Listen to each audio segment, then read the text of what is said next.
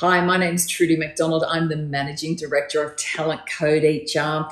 Well, we're into 2021 and many people were glad to see the back of 2020.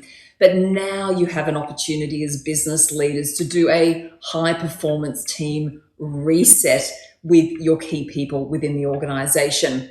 There's a few things that we need to do as we come into 2021. Number one, make sure that everybody is energized. Number two, we need to make sure that they're all aligned in terms of what high performance and success looks like.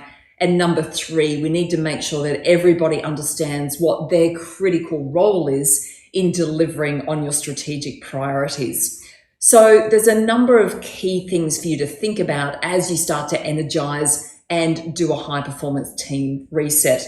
The first is for you to understand as leaders that you cannot do this alone. You need to have a high performance team around you. So work out who your key people are and make sure you can rally them together to reset what high performance looks like. The second thing for you to think about are the behaviours that you want to stomp on that may have started to emerge in 2020 and the behaviours that you really want to put a spotlight on in 2021.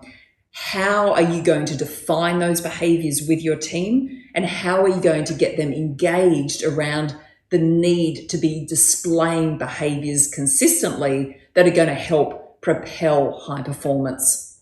And finally, the third question for you to ask yourself is, are you and your team clear on what high performance looks like as you now come into this year?